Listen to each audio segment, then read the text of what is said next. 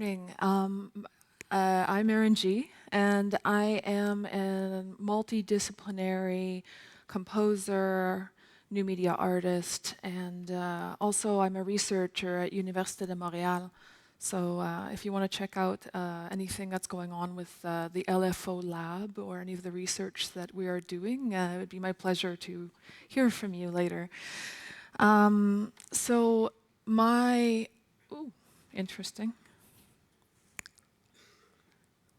My presentation, which I don't know how to activate it. Maybe if I press enter. Already technical problems.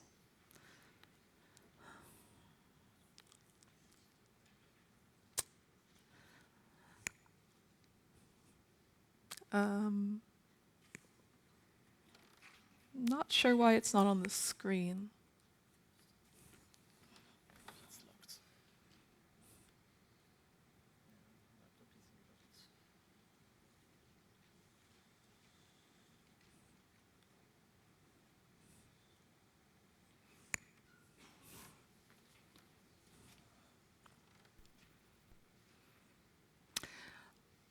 Lucky me, the first slide is just the title of my talk. So I think I'm just going to continue, if you don't mind, this logo. I mean, we can do this. I wanted to, first of all, just say welcome. Welcome. And even though you don't know it, thank you for joining us in this experiment in a lecture performance in wave reforming mind technology. Do not mistake your confusion or your doubt for panic. When I speak about mind reforming mind technology, I'm not talking about faster CPU processing or advanced algorithmic sorting methods or machine learning. I'm actually talking about an equally important technical layer of embodied performance, in biofeedback at least. The gaze in my eyes, the softness of my voice, which is not how I normally speak, and the slow pace at which I'm speaking as well. These whispers that remind you that you're in a safe environment with no loud sounds, maybe these strange sounds that just entered.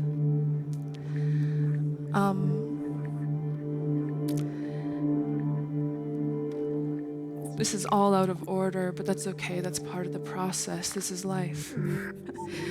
The way that I'm using my hands to create these larger temporal patterns that go beyond my sentences.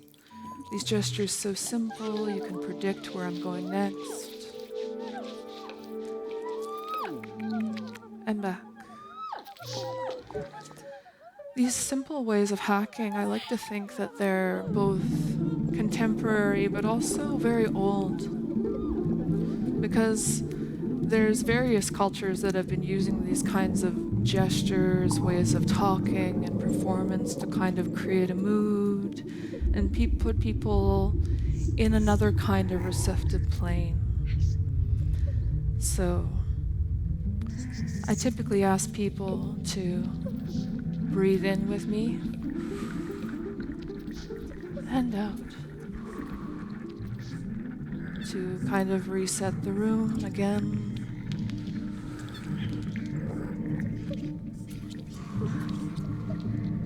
There, now we're all together.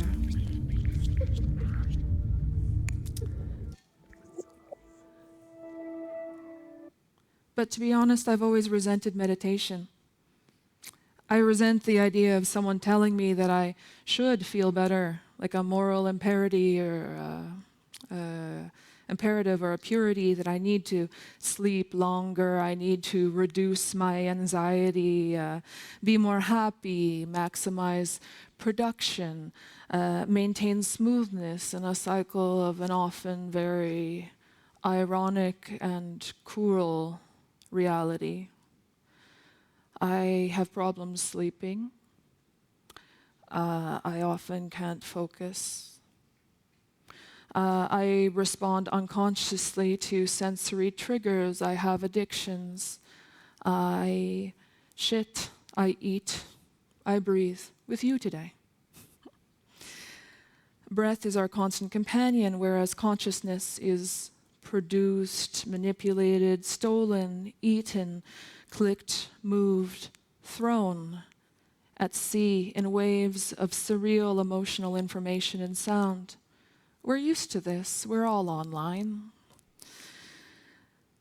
My interest in what I'm calling biofeedback music today, and if you're not familiar with biofeedback music, that's okay, I'll explain it to you.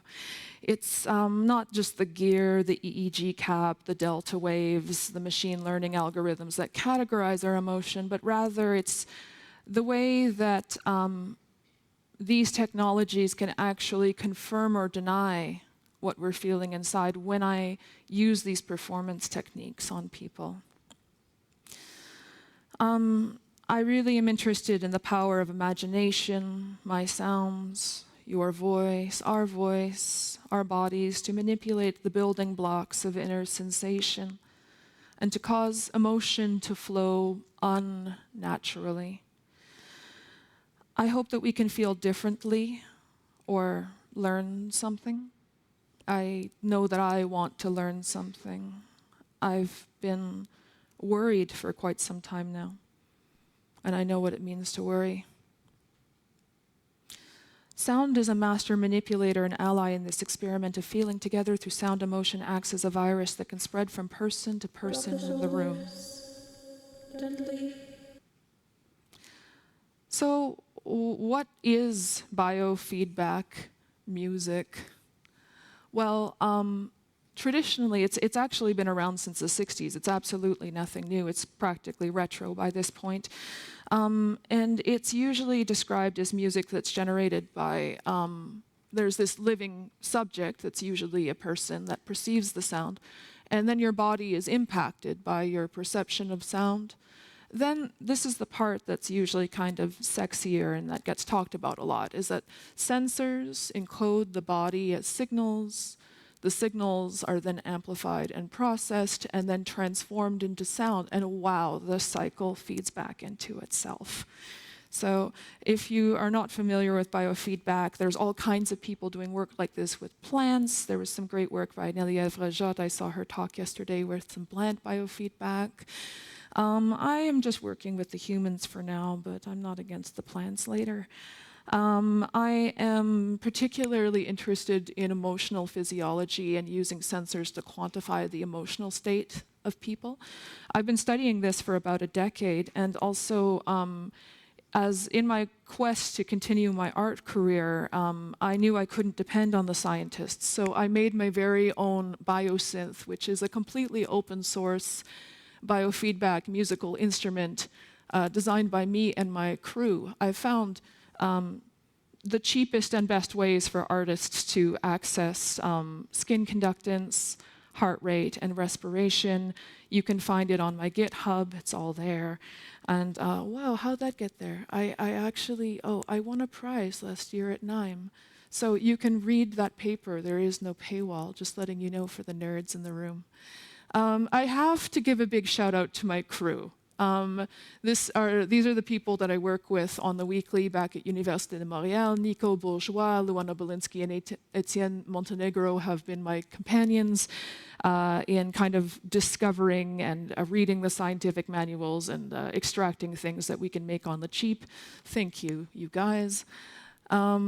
And so I'm going to talk to you a little bit about how I use the biosynths. So you can see the biosynths up here.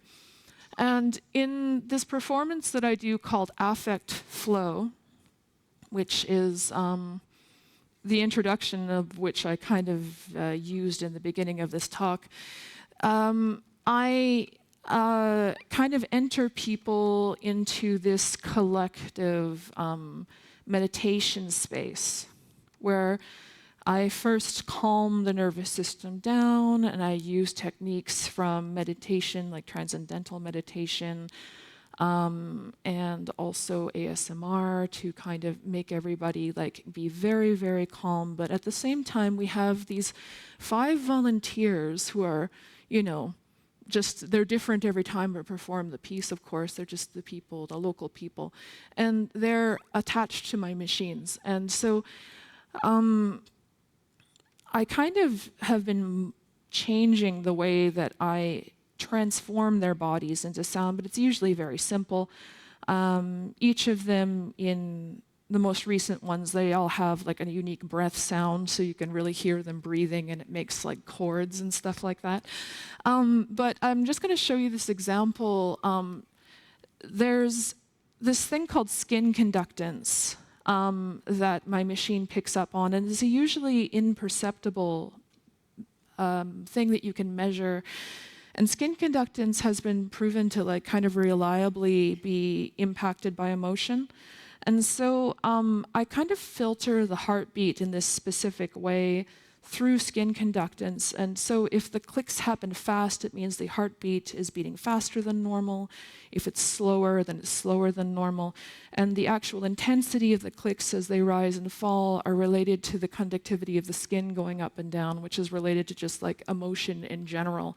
So I just wanted to show this example of me performing and how I kind of even react in real time to how the bodies react to my voice.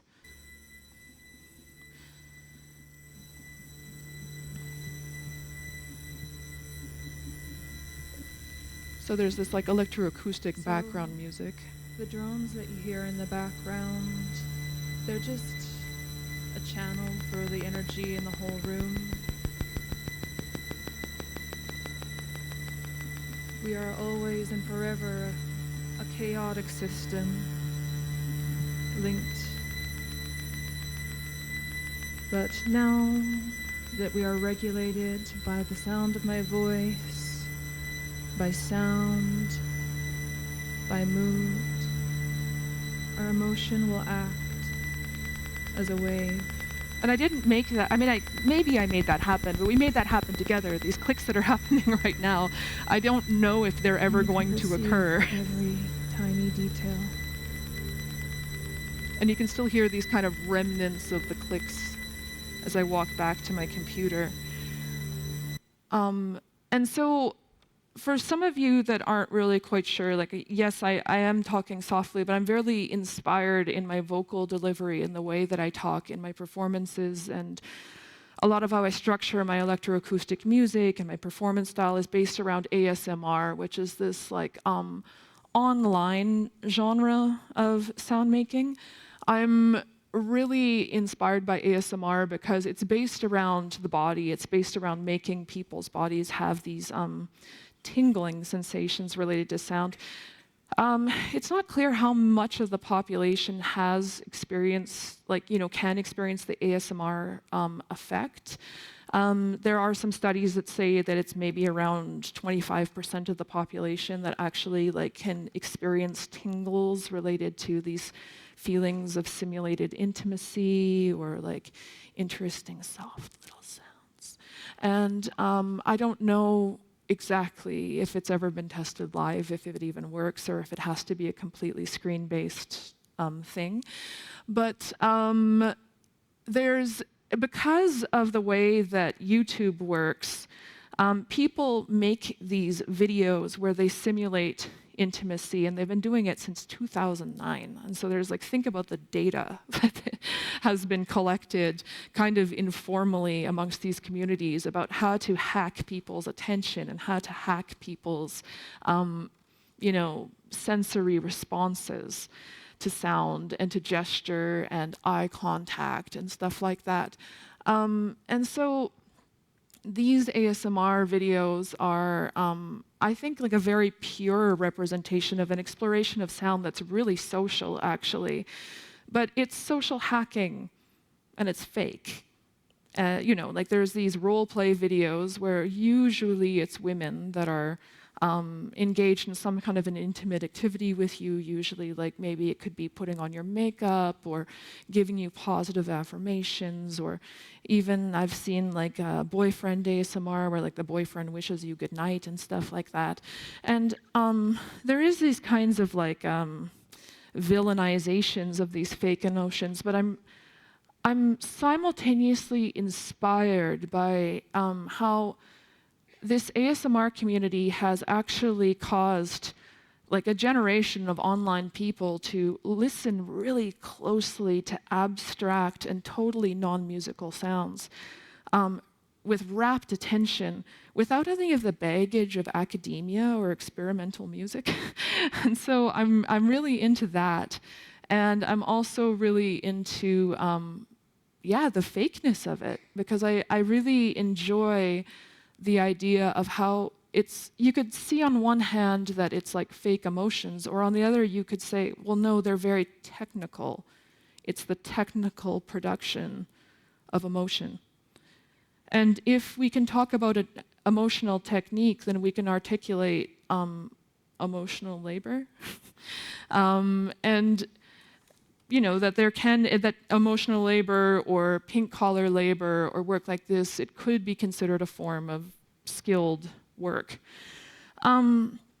Before I was working with my biofeedback things, I just wanted to get my handle on the ASMR sounds and how I would combine this with electroacoustic music. So first I was just making like this electroacoustic music and performances.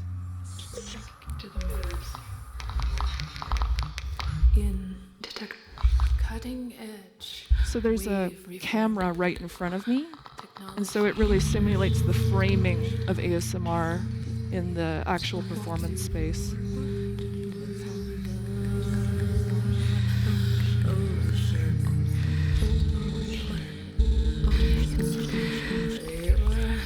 Losing yourself in the waves.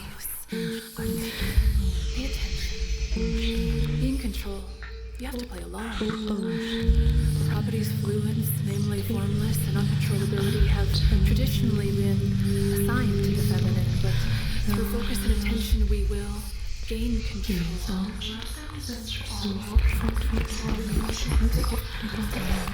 Are you tuned in? Channel 1?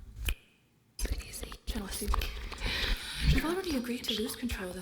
You give me your focus and your attention and listening to my voice and feeling it. That's what we're here for.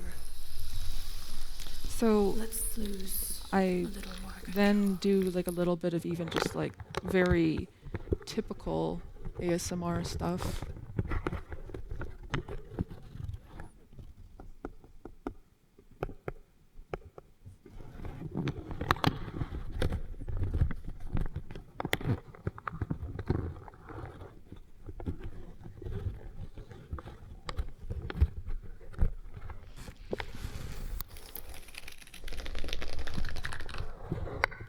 With musical notation paper. I've been kind of developing this unique style of electroacoustic music that really marries the kind of like sensory precision of all these tiny little whisper sounds with my voice, and even sometimes using like my background as an actual like trained singer to do some vocals in the background as well. And so I can't say that I'm strictly doing ASMR. I actually have an ASMR work that I did in like, I think I did real ASMR in the late 20-teens, but I've kind of moved beyond that and I just have my own weird genre now of ASMR tronica maybe. And so what I was really getting at in honing my skills in ASMR, and what I've always been interested in though, is how I can use ASMR and its notions of triggers to kind of actually provoke specific physiological reactions and actually use sound to compose bodies, not just to compose music, or maybe both at the same time. It's a bit confusing. And so there's like this like scientific literature that's really provocative. For example, you can see here that there's this kind of effect of mirror touch synesthesia in people that experience ASMR. And what this means, like they explain in the paper, is that for some people, the illusion of touch actually lights up the same neural centers as real touch. Also, that there is actually like reliable changes in affect and physiology linked to the ASMR triggers. Most of this research is done by Julia Lara Poerio. And finally, that there are like, clear sensory determinants that can be used. So you can even be scientific about this, like, the ASMR it's gone mainstream. The scientists are figuring it out. And through all of this, I kind of started thinking, like, with traditional biofeedback music, where we have this traditional system of the living subject that, has the sensors that encode it, we have this kind of like hardware and software obsession, which is kind of along with this myth that like if only our machines got better, if only we got more data, if only we had the right, I don't know, like if only the processors were faster, then maybe we could crack the code of the human body and we could finally like absolutely know with 100% certainty what everyone feels through like the building blocks of their physiology. And this is a very like engineering approach to the body and also to biofeedback. And I want to go back. So there's this hardware and software layer to biofeedback, but I'm really interested in this other side, this living subject perceived sound and subject's body impacted by perception, and kind of having like, marrying the attention between these two sides of this system, because traditionally, all the attention in this system goes over here, and very little goes over here. And this kind of wetware, or what I'm calling wetware, based off of like 90s biohacking stuff, that it's manipulated by performance technique, imagination, and listening. So you can see here, I kind of have this like little sketchbook where I'm interested in like mapping out different visual, auditory, and even like the suggestion of smell and taste triggers. So like even talking about wetware in biofeedback is articulating performance as integral to the experience and the meaning of biological data. I mean, we're not simple input-output devices. We're human beings with psychologies that can be played with. And the performative decenters the natural. This is something that Judith Butler taught us, is that like, our identities are performed. We perform them every day. We make bids about who we are. And so this idea of like, actually making the emotional into a performance is my idea of like denaturalizing emotion. And so this is kind of thoughts that have already been developed with feminism, queer theory, pink collar, and sex work. The performance of emotional labor, emotional production, emotional hacking is a gray zone of sincerity. So I use these techniques from hypnosis, therapy, ASMR, and also like clinical therapy and even method acting for like arousing certain emotions in my affect flow performance. I just wanted to like, I feel like it's like important to like teach things when I give presentations and not just talk about my work all the time. So I wanted to talk a little bit about my research into the early history of biofeedback music. And I'm not the only one that thinks this. I didn't make this up. There's a whole book about this actually. G. Douglas Barrett wrote a book talking about brain waves and biofeedback as based in white-collar labor. And I wanted to follow up on this, and I was thinking, like, what if biofeedback could be inspired by other kinds of labor? If anybody wants to do the blue-collar labor, that'd be really cool, too. So early biofeedback music is narrativized through EEG and brain waves and the conscious mind. There's these metaphors that are influenced by Cartesian dualism and white-collar labor. The composer is always seen as the mind, and the body and the performer as this passive body. And like all of the artworks in the early biofeedback history are based around brain technologies. And it's pretty much just like somebody sitting in a chair talking about the brain and the mind. And it really emphasizes the technologies. Women are present in the early history, but mostly as bodies either as pregnant mothers, lesbians, smiling lips in squares and legs in miniskirts. I'm working on that article. So just like some pictures as evidence, although this one's like really cut off. We're probably familiar with Alvin Lucier, who does his music for solo performer. And then like this is actually this lesser known cortical art piece. It's kind of cute. You can see like, you know, the very cybernetic imagery. Up here we have this brain that is going into a system.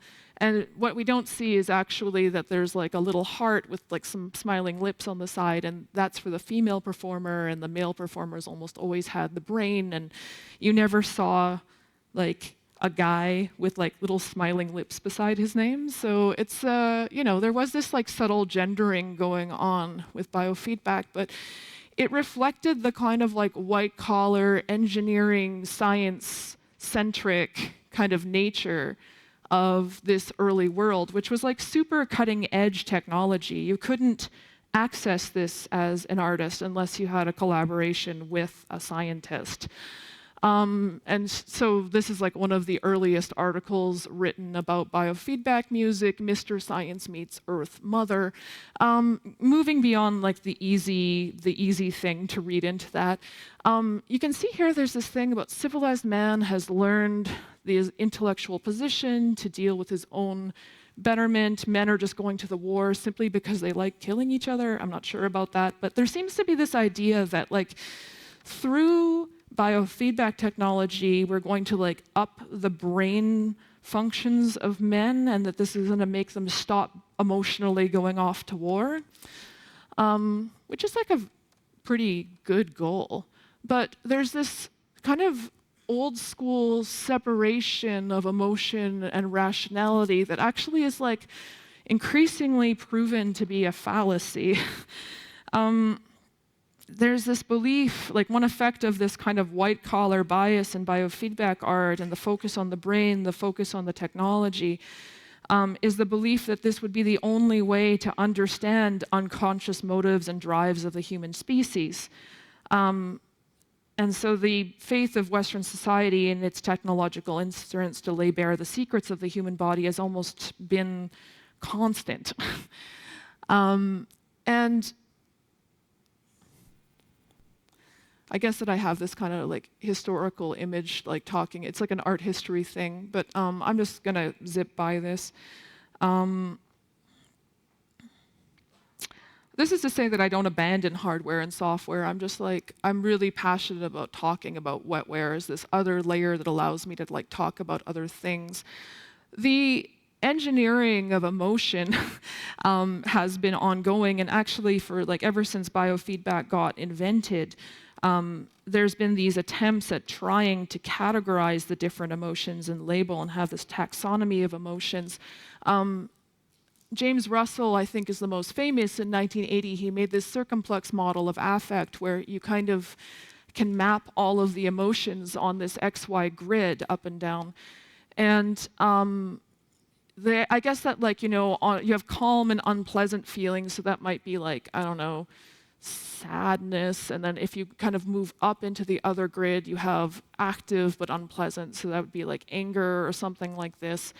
And the problem with this grid is that this isn't really how emotions work, because you have to imagine that you have to almost move through certain emotions to get to other places, and it doesn't make a lot of like physiological sense even.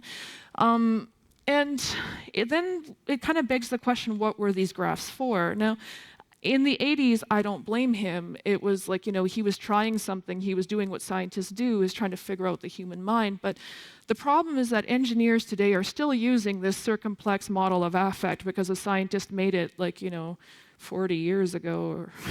And, you know, it was backed by science then. It must still be pretty good. But it is kind of an abuse of what is known today. In fact, James Russell's student, Lisa Feldman Barrett, who a quote is going to come up pretty soon on the screen. Like first there's Sylvia Kreibig, who in 2009 said, although there is a clear relationship between physiological data and emotional experience, there's no strict rules about emotional valence that have been determined thus far.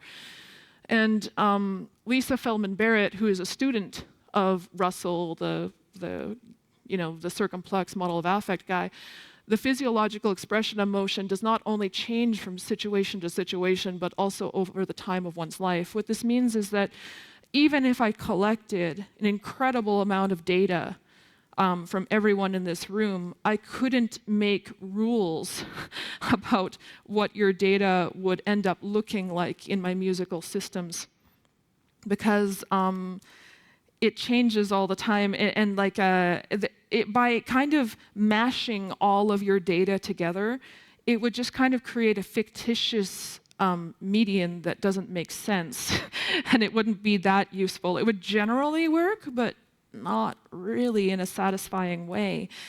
One interesting thing that can be done is to, I should maybe explain that the way that you physiological react to emotion is the reason why we're all different is actually because we all have lived through different experiences in lives. Some of us have been trained not to cry when we are sad, like we've been told, like, don't cry. And when you're told that, you just transform it into a different emotion, like maybe frustration or anger. Other people are socialized to cry immediately.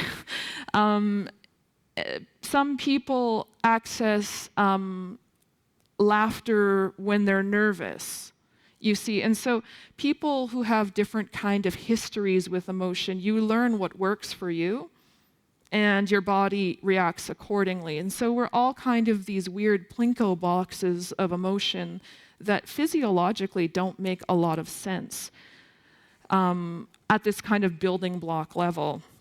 But individually, I've done something that scientists would find a total waste of time, which is mapping out a single person and just understanding more about how their emotions work when they experience different emotions. So one of my earlier experiments that I did before I was doing this ASMR biofeedback live stuff, I was working with method actress Laurence Dauphiné, who is kind of just activating different emotions every 5 minutes, actually. Very intense, very technical work.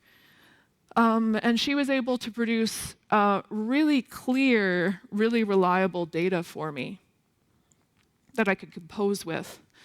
So you can see these like categories here. I have relaxation, love, loss, and recovery. These aren't strict emotions like you would think of, but it's really important when you're working with this that you work with the language that people want to work with, and this is what Laurence wanted to do. So using this data, it became kind of like the rules for a score, where I externalized Laurence's data with these chime robots called swarming emotional pianos. And I think this video will show just a little bit of like, kind of.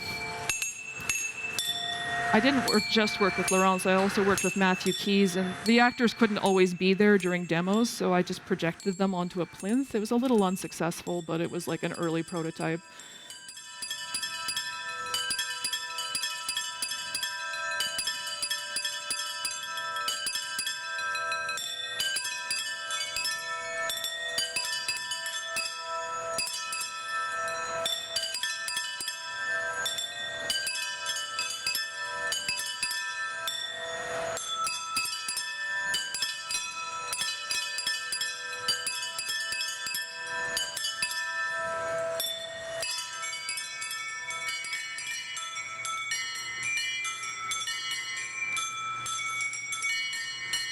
So when I normally exhibit this work, there's a real projection of Laurence on a screen, and you can see her emotions in real time, and it's also quite impressive to just hear my voice saying anger and see her just drum up the anger.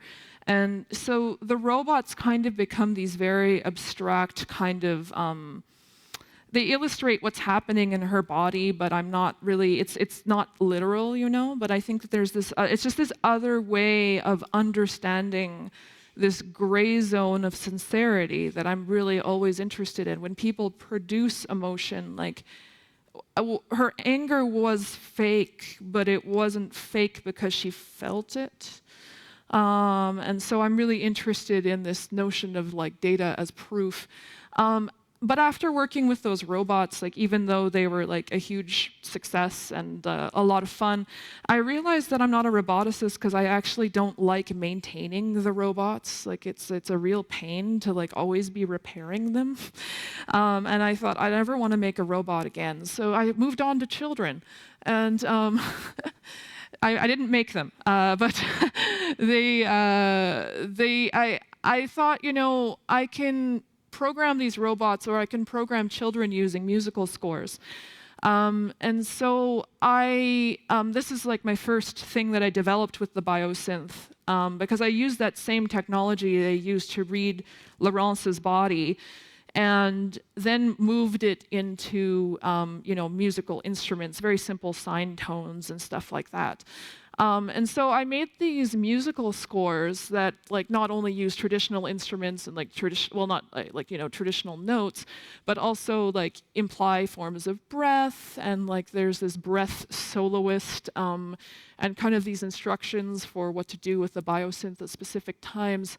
And you can see that this thing up here, the solo, it says, for singer and sung biodata, soloist improvises a sung memory in the manner of their choosing. So I wasn't really exactly programming them. I was actually just kind of hacking into something that was already there, which was like that if each one of them comes up to the microphone and sings this emotional memory that they had, I just instructed the rest of the choir to feel and be sympathetic to this person who is singing the story. And they were very funny about this because they had a fake story that they would sing during rehearsals, but then during the show there was their real story. And they were very proud to like reveal their real story during the final event. So when you listen to their stories, I just kind of mapped the skin conductance to different harmonics, and so you kind of have this like evolving tapestry of background sounds while a child just kind of sings like, I had this cat, it was very special to me, but it died one day. And there's the really interesting, like, you know, stories that came out of these children about like their past emotional experiences. I don't think I included the video because I didn't think I'd have, no, and I don't have enough time. But so like whether you're using this kind of like what I like to think of as an instrumental approach, which is like, you know, Laurence playing her body and her emotions like a cello, or this kind of like just hacking into natural empathy approach that I did with the children, or this more evolved like ASMR hypnosis, like emotional hacking method. These are all different ways that we can talk about how to structure emotion, structure the body, and like work a little bit more creatively than just slapping the devices on people and hoping for the best in biofeedback music. In that sense, I want to draw attention to this lesser-known figure in biofeedback history, Manfred Eaton. Really like this guy. He was a very scary dude. He was operating out of Iowa and insisted that he was a composer, but there was very little written in his documents and his articles about music itself. Instead, he was really interested in his biomusic system for in like kind of creating like almost hallucinogenic effects on the body. He was interested in using music and electronic stimulation to, you know, kind of almost like a drug. And I really like this as this kind of future direction for biofeedback music, is to kind of ask how we can make music beyond music, or have this post-music attitude to biofeedback music, and to think of it as this thing that can create physiological effects in bodies. And so I leave with just a few thoughts. We can compose our bodies as instruments, allow them to sing with empathy, or defy nature further with emotion hacking.